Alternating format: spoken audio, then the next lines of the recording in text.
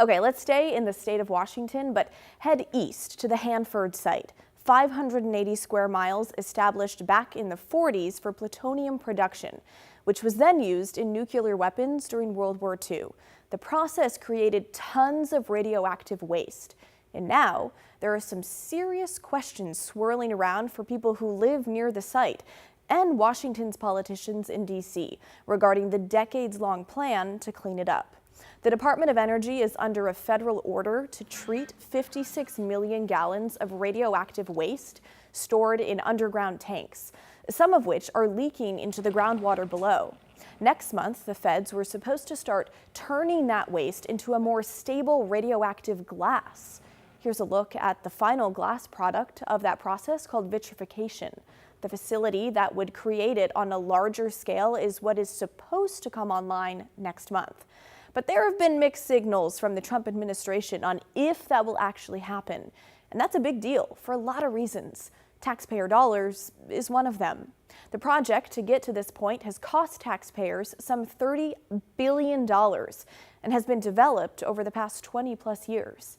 At one point last week, Washington Senator Patty Murray said Energy Secretary Chris Wright told her the Department of Energy planned to delay or even change plans when it comes to the Hanford site, a move she called astonishingly senseless and destructive.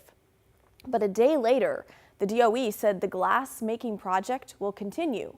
But questions remain about vague statements regarding the future of that effort that's taken so long to get to this point, costing billions along the way. Here's Washington's other Democratic Senator, Maria Cantwell, talking about this on the Senate floor last week.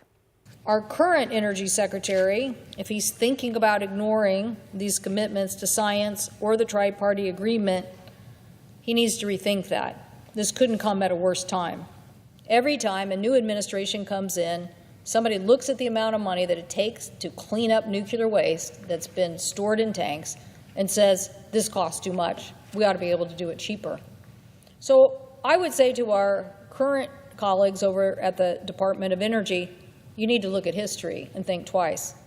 Senator Cantwell went on to list the numerous efforts by different energy secretaries since 2002, detailing failure after failure, and saying that the current plan, turning the waste into more stable glass, must continue as planned.